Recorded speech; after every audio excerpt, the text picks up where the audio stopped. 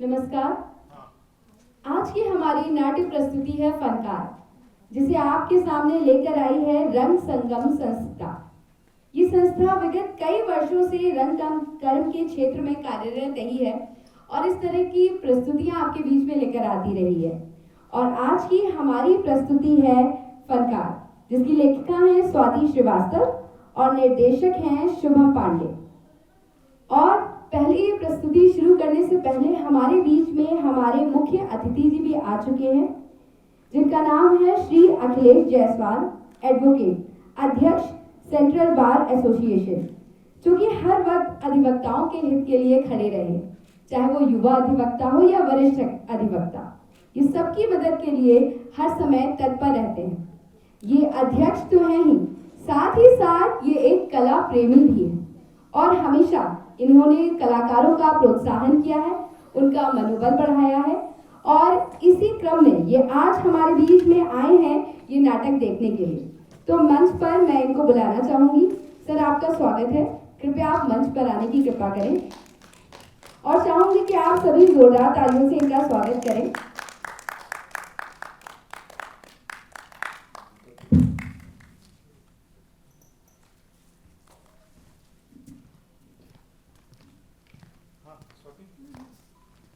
Sir, मैं चाहूंगी कि आप यहाँ पर आए, अपना बहुमूल्य समय हमारे लिए निकाला, तो चाहूंगी कि आप कुछ शब्द नाटक के लिए, हमारी संस्था के लिए हमसे साझा करें। पहले सम्मान। अच्छा, मैं मंच पर आमंत्रित करना चाहूंगी हमारे संस्था के सचिव शुभम जी को और अध्यक्ष राजीव पांडे जी को कि वो मंच पर आकर सर का सम्मान करें, श्री अखिलेश जायसवाल जी को सम्मानित करें।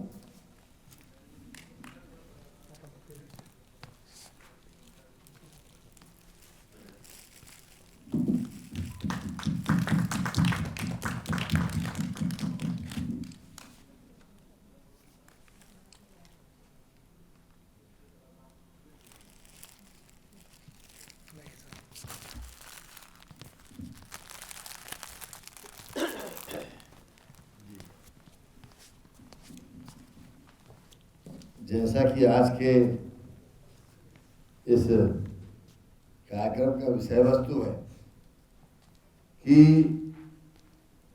अच्छे कलाकार अपनी प्रतिभा को सबके सामने लाना चाहते हैं, सरकार को आईना दिखाना चाहते हैं, समाज को आईना दिखाना चाहते हैं कि धरातल पे क्या चल रहा है और कैसे बेहतर हो सकता है। लेकिन जो कंटेंट है उसका जो बेसिक निकल कर के आया है वो यही है कि नाटक में रुचि रखने वाले लोगों की संख्या ना के बराबर है। जो आज के नाटक का संदेश है, ये सभागार पूरी तरीके से उसी ओर इंगित कर रहा है।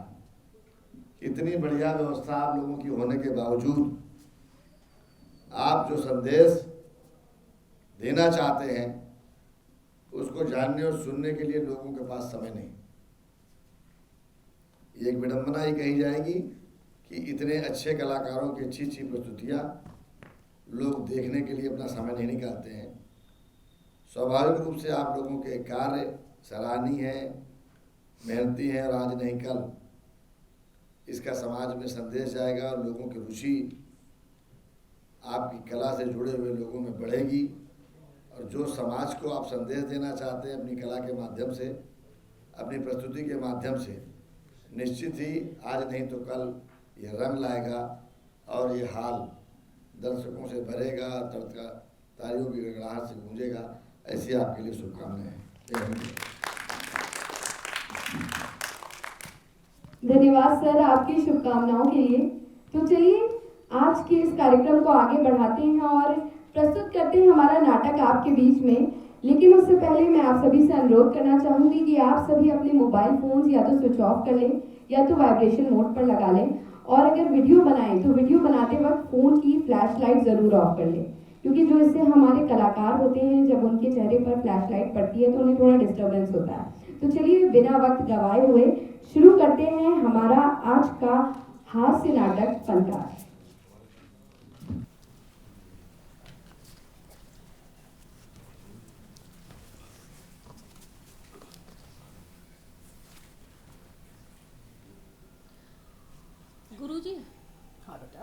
कल जो आपने ताल लगवाई थी, कौन सी ताल थी गुरुजी?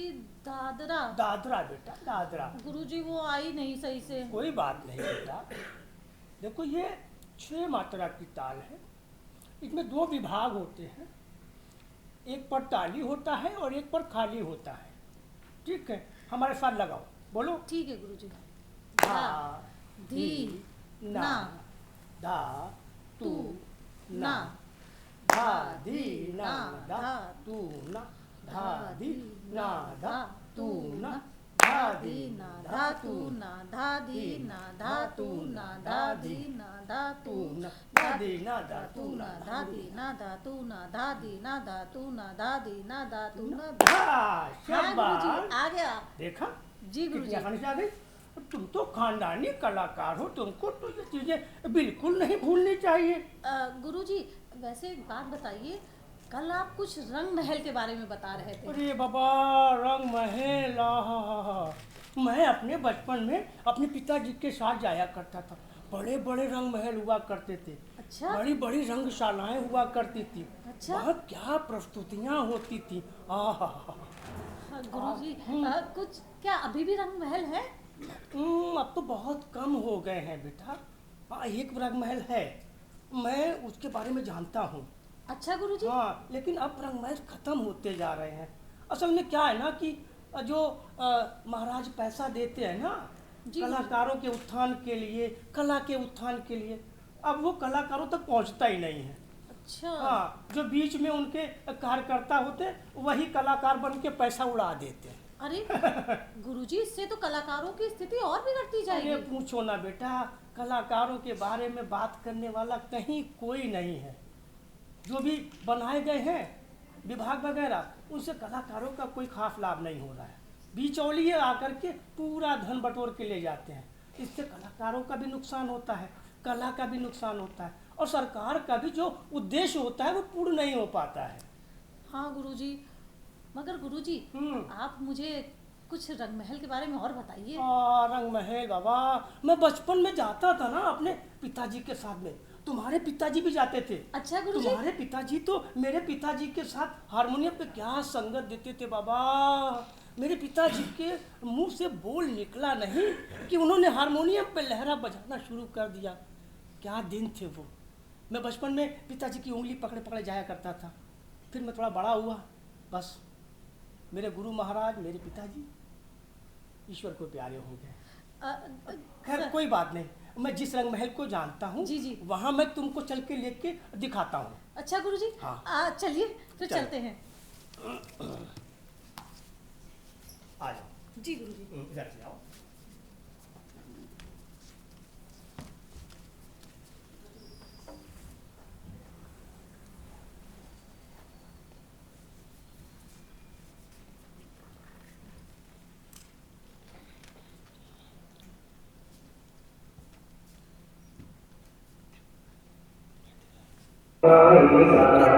जो भी गया है वो अब दौड़ना आएगा।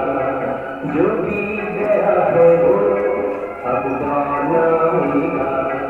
इस दिल में सिवा तेरे कोई और न आएगा, कोई और न आएगा। जो भी गया है वो अब दौड़ना आएगा।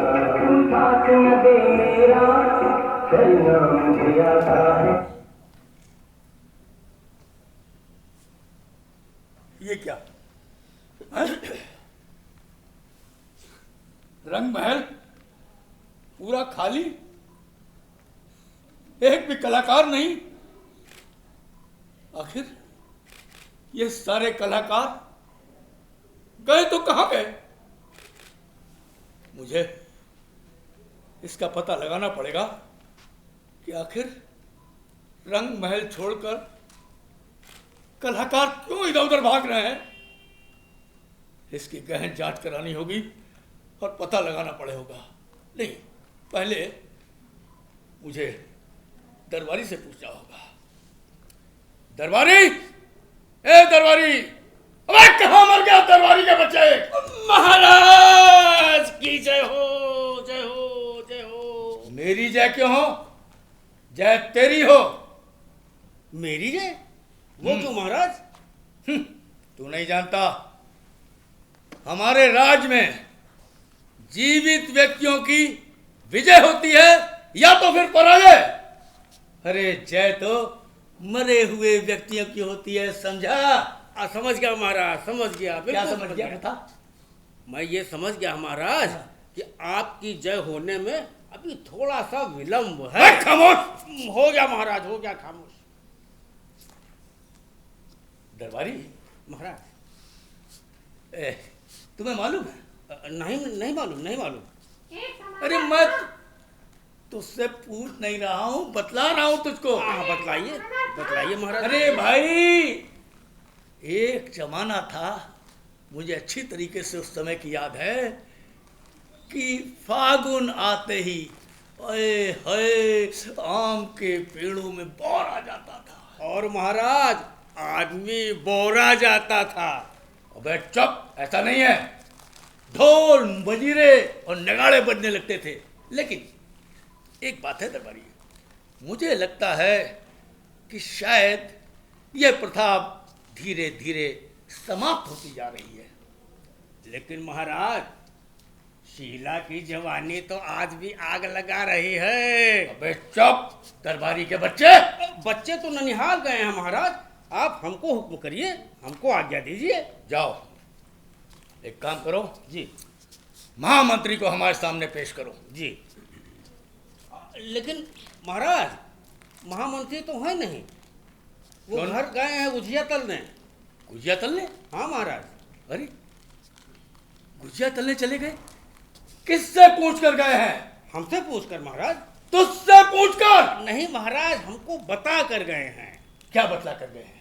बता कर ये गए हैं कि महाराज को मत बताना कि हम घर जा रहे हैं गुजिया तलने। महाराज को मत बताना कि हम घर जा रहे हैं गुजिया तलने। अबे तुम दोनों? अरे सुन, ये तेरा तोता क्या बोल रहा है? अरे महाराज जो कुछ देखता है, जो कुछ सुनता है, बोलता रहता है। अरे कुछ समझ नहीं आता, क्या बोलता तू बता ना। अरे समझे तुम?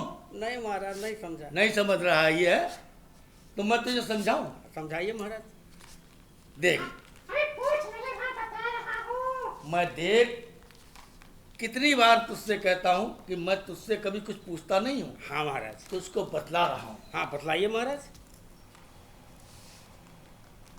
पिछले जन्म में जब हम अकबर थे, जी महाराज। तो जानता है हमारे राज के अंदर अरे तानसेन जैसे महान कलाकार हुआ करते थे, जो अपनी आवाज के जादू से, जानता है, बिना बादल के बरसात करा देते थे। वाह। और महाराज बिना दिया सलाई के चिराग जला देते थे। तुझे कुछ पता है? ये बता, ये तुझे कैसे पता चल गया? तुझे कहां से मालूम हो गया? महाराज जब आप पिछले जन्म में बादशाह अकबर थे ना, हाँ, तो मैं भी पिछले जन्म में तानसेन था। अबे तू! अरे तो एक काम कर महाराज। यहाँ आज तू मुझे मतलब गाना सुना और बिना बादल के बरसात करा। महाराज आप भीग जाएंगे। अरे भीग जाएंगे, ठीक है, कोई बात नहीं। दरबारी, बहुत दिन हो गए मुझे कोई अच्छा गाना सुने हुए। अरे मेरे कान तरस रहे हैं। एक काम कर, तू गाना। महाराज गाऊं? अरे गाना। महाराज सचमुच में अरे गाना। दिल ना दिया, दिल ना लिया, दिल ना दिया, दिल ना लिया, तो बोलो बोलो दुनिया में आके क्या किया। अबे ओ, मैं क्या कह रहा था कि तुमसे कुछ कह रहा था ना? गाना महाराज? नहीं तो यार ये बताइए गाना वगैरह। आके दुनिया में प्यार न किया तो फिर क्या किया? अबे कमबख्त, तू अगर इस तरीके से गाना गाएगा ना तो जानता है बरसात होना तो बहुत दूर की बात है, सूखा पड़ जाएगा, सूखा। लोग बिल्कुल ठीक कहते हैं कि अब ना तो उस तरीके के फन रह गए हैं और ना ही अब वैसे फनकार हैं। हाँ महाराज। और अमा तोता भैया चुप हो जा मेरे। और न वो चंग है। अरे चंग से पहले मैं कहता हूं ना वो मृदंग है, और न वो साज है न वो चंग है। देखो एक बात है महाराज। अब न तो उस तरीके की पहले जैसी सुबह रह गई है और न पहले जैसी शाम है। लेकिन महाराज मुन्नी तो फोकट में बदनाम है। अरे ये बताओ, ये मुन्नी है कौन? और वही जो बदनाम है। आखिर आखिर कौन है वो, बदनाम क्यों है? और मुन्नी। ओफो, मुन्नी मुन्नी मुन्नी मुन्नी। अरे ये करमजली कहाँ रहती है, क्या करती है, क्या खाती है, क्या पीती है, कहाँ सोती है? अच्छा ये बताओ आखिर ये बदनाम क्यों है? महाराज ये तो हमें नहीं पता, लेकिन लोग कहते हैं। लोग क्या कहते हैं, कुछ तो बताएगा। महाराज लोग कहते हैं अरे मुन्नी बदनाम होई हैं? डार्लिंग तेरे लिए।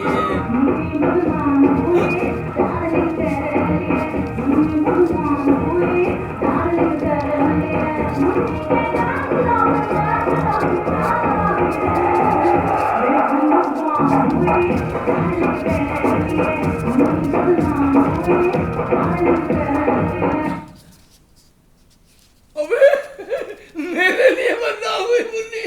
जी महाराज, अब लोग कहते हैं, हो सकता है मजाक में कहते हो, होली है ना। ठीक है, जाओ और महामंत्री को बुलाओ। जी महाराज।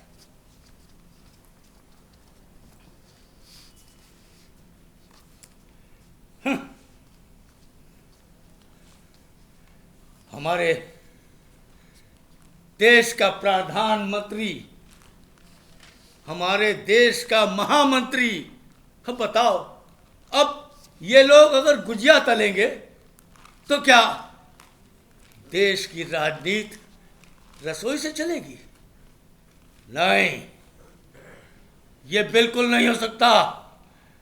हमारे दरबार की राजनीति दरबार से चलेगी, किचन से बिल्कुल नहीं। महाराज महाराज महाराज। क्या हुआ, कुत्ते ने काट लिया? नहीं महाराज, कुत्ते ने नहीं, वो महाराज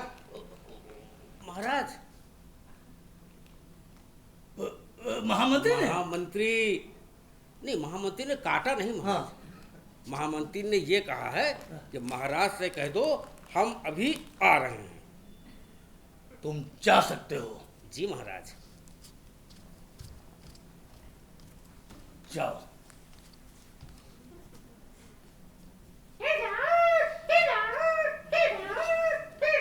अबे बताओ, मुझे लगता है हमारे राजपाट के अंदर ये महामंत्री और दरबारी कुछ खुसुर पुसुर करके राजनीति कर रहे हैं। मुझे इसका पता लगाना पड़ेगा और आने दो इन ससुरों को, इनकी खबर लेता हूं कायदे से मैं। मुझे याद किया सरकार? याद तो मैंने आज तक अपने बाप को नहीं किया है, तो तू किस खेत का चुकंदर है? काश न होती होली तो मैं मार देता तुझको गोली। दरबारी ला दुनाल मेरी। महाराज दरबारी नहीं है। कहाँ गया? वो घर गया है गुजिया तलने। किससे पूछ कर गया है? मुझसे पूछकर। अरे तो हम क्या मर गए थे? अरे जो तुम दोनों ससुरों आपस में मुंहजोरी करके एक दूसरे को बताकर सीधे तड़ी पार हो जाते हो। अरे ये बताओ, ये हमारा इतना बड़ा ये रंग महल है या तुम्हारी धर्मशाला? महाराज मेरे लिए ये तो धर्मशाला ही है, धर्मशाला से भी बढ़कर है। और महाराज आप मेरे लिए धर्मराज हैं। वह क्या बकता है बेवकूफ? नहीं, इस समय हम यमराज हैं। अरे भाई, आखिर कलाकार सब कहाँ हैं? उन सबको तो यहाँ होना चाहिए इस समय। कलाकार सब सन्नाटे में है महाराज। अरे आखिर ये सब सन्नाटे में क्या कर रहे हैं? रियाज कर रहे हैं महाराज। रियाज कर रहे हैं, ठीक, बिल्कुल ठीक। ऐसे ही बैजू बावरा भी अकेले में जाकर यानी कि सन्नाटे में रियाज करता था। ये बात नहीं है महाराज। तो फिर क्या बात है? अब भूखे पेट तो भजन भी नहीं हो पाता है महाराज। हाँ? इन कलाकारों के पास भी पेट है, उनका भी परिवार है, उनकी भी समस्याएं हैं, उन्हें भी कुछ चाहिए होता है महाराज। अरे मेरी ये बात नहीं समझ में आती है। अभी पिछले महीने में अयोध्या में महोत्सव करके आए थे, उससे पहले नेपाल में गए थे, और फिर तुम्हें कहाँ चाहिए? हाँ महाराज गए थे, लेकिन वहाँ का माहौल क्या था? कलाकारों से कह दिया गया कला मंच नहीं मिलेगा, तुम्हें सड़क के किनारे बैठकर अपनी प्रस्तुति देनी होगी। अच्छा। वादक से कहा गया तुम्हें नृत्य करना होगा। हाँ। नर्तक से कहा गया तुम्हें वादन करना होगा। अभिनय से कहा गया तुम्हें जादूगरी करनी पड़ेगी, और जादूगर से कहा गया तुम्हें कठपुतली का नाच करना पड़ेगा। महाराज आप रंग महल के महाराज हैं, आप क्या समझेंगे किसी कलाकार के दर्द को? क्या कहा? हम नहीं समझेंगे। जिसकी रगों में संगीत का खून दौड़ रहा हो और जिसके दिमाग में सितार के तार झंझना रहे हो और कलेजे के अंदर तबले की धड़कने धड़क रही हो, और वो नहीं समझा और तू समझ गया। क्षमा करें महाराज। क्षमा तो आज तक मैंने अपने बाप को भी नहीं किया। या बात सुन, तुझे या तो मैं फांसी पर लटका दूं या माफ कर दूं, ये मेरा अपना आउटलुक है।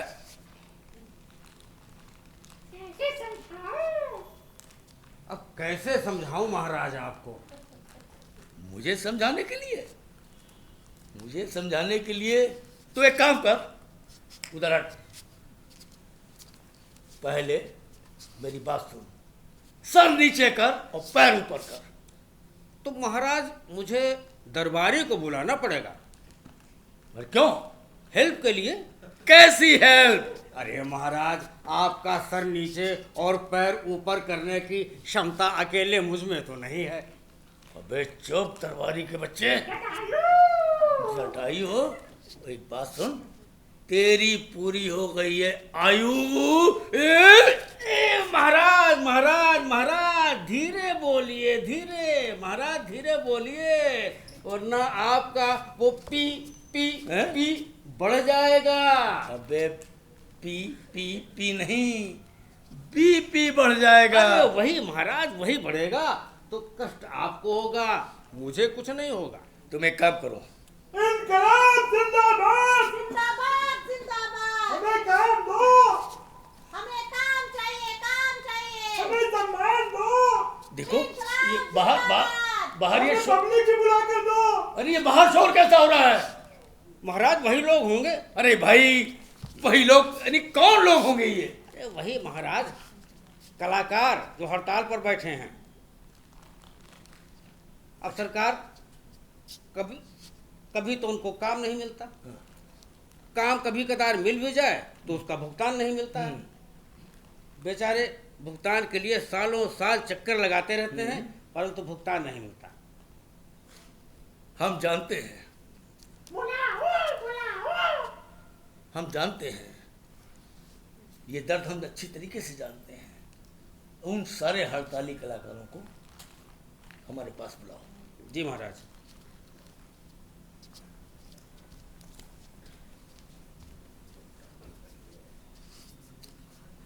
हड़ताली कलाकार, कलाकार परेशान, शासन के पास बजट नहीं, कलाकार काम के लिए तलाश रहा है लेकिन उसके लिए काम नहीं। आखिर कलाकार अपनी जिंदगी कैसे गुजारेगा? कब तक ये दर दर की ठोकरें खाता रहेगा? मेरी कुछ समझ में नहीं आ रहा है कि क्या किया जाए।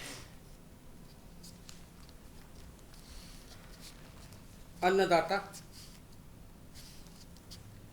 कौन हो तुम? हम कलाकार हैं अन्नदाता। और हमसे क्या चाहते हो? काम, मेहनताना और सम्मान। हम समझ गए, हम समझ गए। तुम भूखमरे हो, सम्मान के भूखे कलाकार जो केवल सम्मान के पीछे भागते रहते हैं। लेकिन जो कलाकार कला की पूजा करता है और सम्मान उसके पीछे भागता रहता है। शायद तुम नहीं जानते, सम्मान का फल पकने में काफी विलंब होता है। इसीलिए आप जैसे लोग कलाकारों को बहलाते फुसलाते रहते हैं और अंत में ये कहकर छोड़ देते हैं कि जाओ तुम योग्य नहीं हो। ये बताओ, तुम किस घराने से हो? हम खटिया घराने के कलाकार हैं महाराज। राजा मान सिंह तोमर के दरबार में हमारे पुरखे दरबारी कलाकार हुआ करते थे। तुम खटिया बजाते थे? नहीं महाराज, हम बाजा बजाते हैं।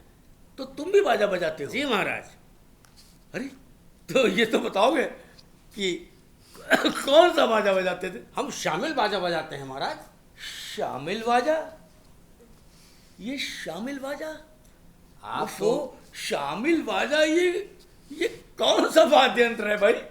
आप तो रंग महल के सरकार हैं, आपको नहीं पता कि ये शामिल बाजा क्या होता है? अरे लेकिन ठीक है ठीक है ठीक है, ये बताओ, ये शामिल बाजा है कहाँ? ये है आपके सामने खड़ा। ये है?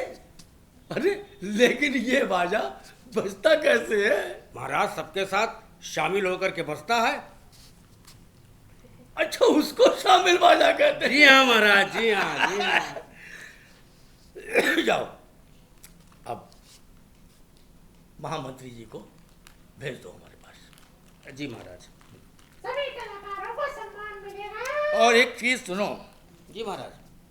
मुझे याद आ रहा है, जितने कलाकार साथी तुम्हारे बाहर खड़े हैं, उन सारे कलाकारों से ये बता देना कि सभी कलाकारों को सम्मान मिलेगा। लेकिन इतना याद रहे कि सम्मान का फल पकने में थोड़ा विलंब होता है, तब तक उनको अपनी भूख कंट्रोल में रखना पड़ेगा। जी महाराज। कलाकारों की हड़ताल, सम्मान, सरकार के पास बजट का रोना, आखिर कलाकार चाहे तो चाहे कहाँ? साल में 3 काम देने के लिए सरकार अपनी नियमावली में कहती है, और एक काम भी नहीं मिलता है किसी कलाकार को। ऐसे कलाकार अपना जीवन कैसे काटेगा? मजबूरी में वो कोई और व्यवसाय करने लगेगा और धीरे धीरे उसके अंदर जो कला विराजमान है वो समूल नष्ट हो जाएगी। इस पर तो सरकार को ध्यान देना चाहिए। ये मैं क्या सुन रहा हूँ महाराज? क्या आप सारे कलाकारों को सम्मानित कर रहे हैं? ठीक सुन रहे हो। दरबारी, तुम्हें पता है हम सरकार और तुम दरबारी क्यों हो? क्योंकि हम गरीब हैं महाराज। नहीं, तुम मूर्ख हो। जी।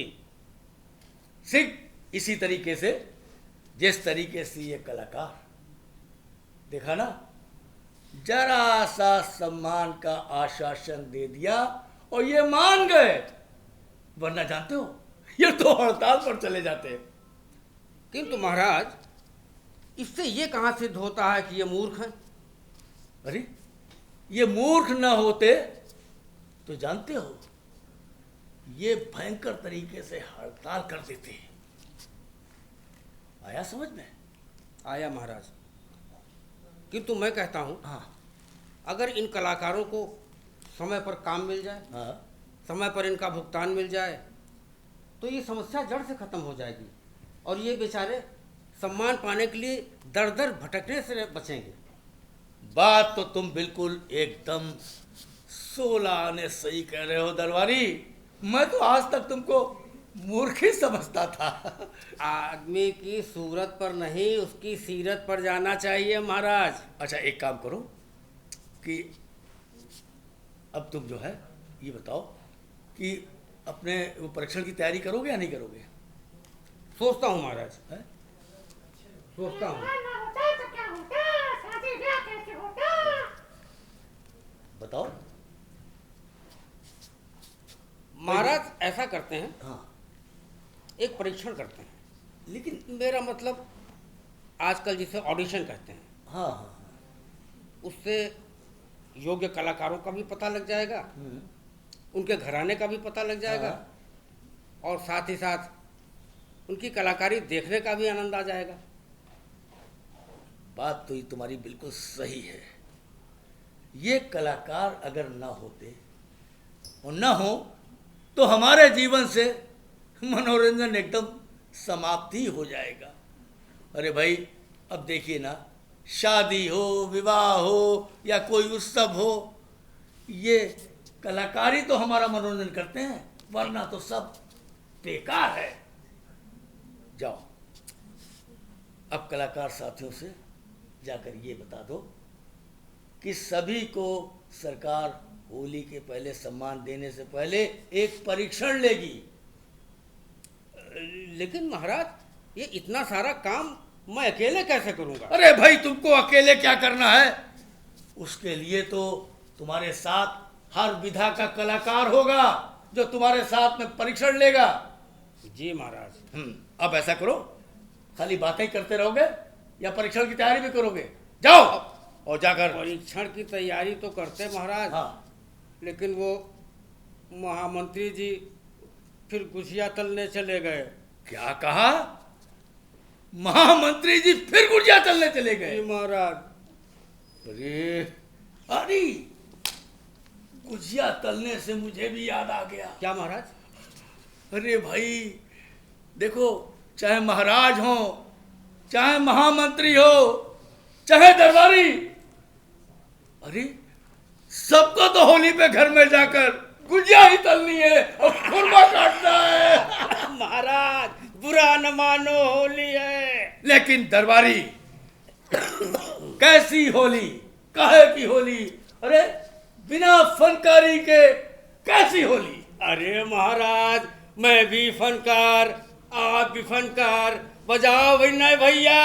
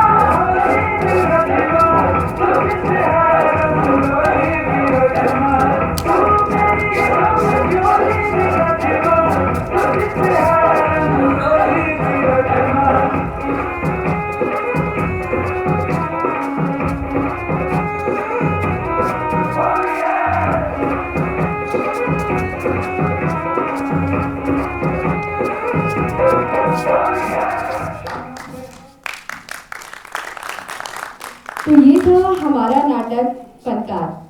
आपकी तालियां बता रही हैं कि प्रस्तुति आपको काफी पसंद आई। और कई बार फिल्मों की कुछ लाइनें होती हैं जिन्हें हम डायलॉग कहते हैं, वो हमारे दिल पर बहुत अच्छी छाप छोड़ देती हैं। लेकिन नाटक में भी कई बार ऐसे संवाद होते हैं जो दिल को कहीं ना कहीं छू जाते हैं। मैं भी नाटक देख रही थी तो एक संवाद था कि एक कलाकार को क्या चाहिए, काम, मेहनताना और सम्मान।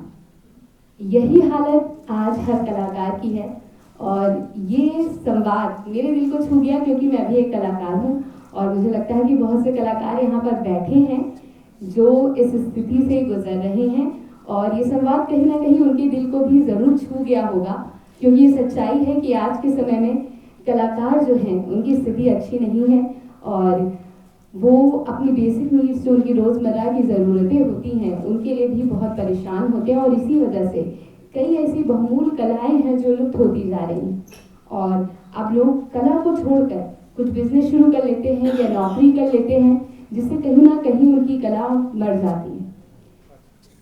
तो इसके साथ ही नाटक आपको पसंद आया और अब हम कराएंगे आपसे इस कला यानी इस मंचन के पात्रों का परिचय।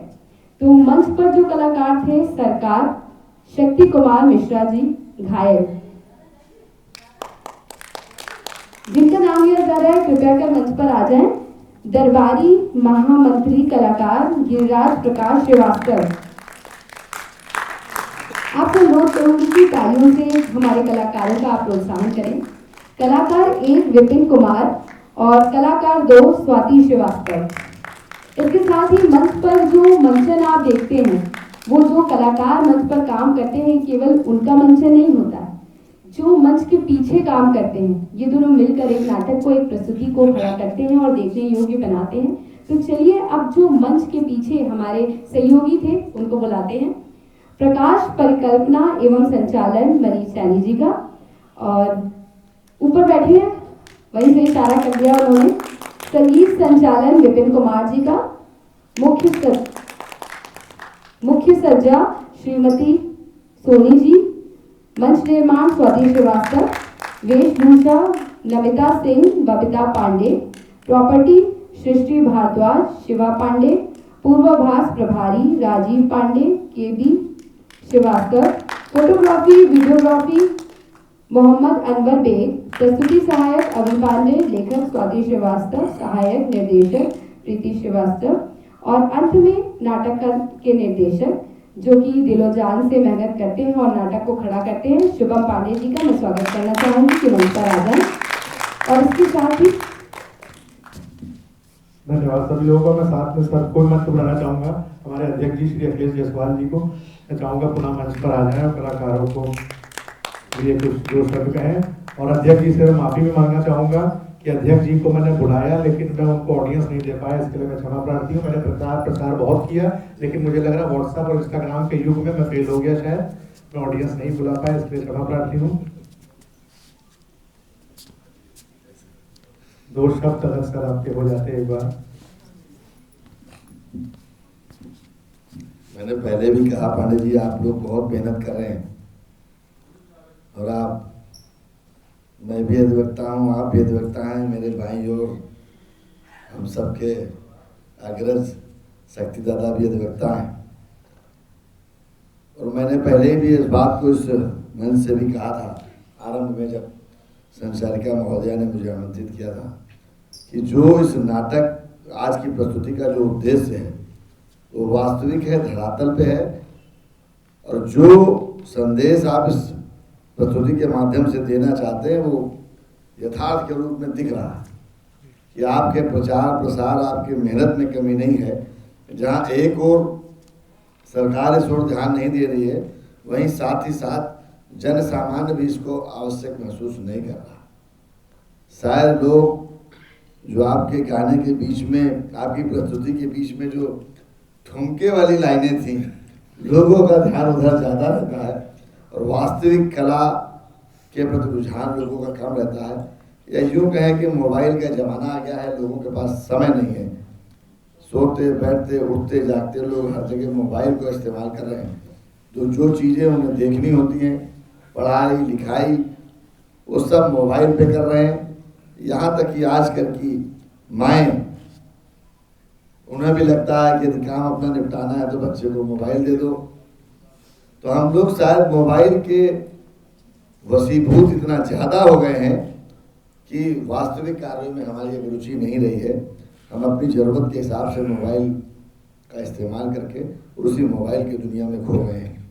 और होली भी शक्ति दादा मनाई नहीं जा रही है, होली भी अब मनाई नहीं जा पा रही है। मनाई कहाँ जा रही है, ढोल लगाड़े कहाँ बजते हैं, वो तकरार कहाँ वो नहीं होती है, ये भी नहीं होती है और वो भी नहीं होता है कि जिस जमाने में कभी दादी वो बनाती थी तो लोगों में कंपटीशन होता था कि पहली गरम भुजिया कौन खाएगा, कौन पापड़ देखने जाएगा। सब कुछ मोबाइल पहले बनते थे सर, भेज दिया व्हाट्सएप पे होली, दूसरे ने देख लिया व्हाट्सएप पे होली और हो गई।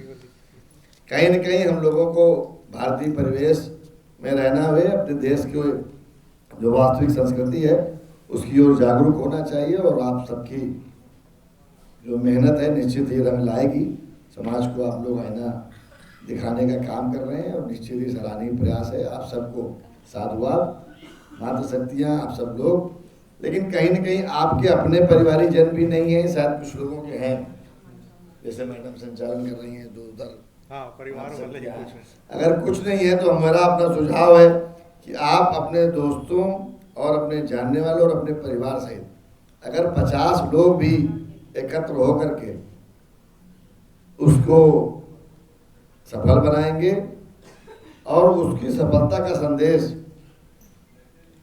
फेसबुक और इंस्टाग्राम के माध्यम से लोगों को देंगे कि हम गए थे और बहुत अच्छा था, तो शायद सामने वाले को देख करके महसूस हो उसने कुछ मिस किया, तो उसे लगे कि दोबारा कोई कार्य होगा तो हमें जाना चाहिए। कुछ ऐसा प्रचार होना चाहिए यहाँ से जाने वाले जो भी हों 2, 4, 10 लोग उस बात को कहें कि आज आप 4:30 बजे नहीं गए तो आपने बहुत कुछ खो दिया है। शायद ये एहसास उनको आप तक आकर्षित करने का प्रयास करें। उन्हें आप सबको बहुत बहुत बधाई।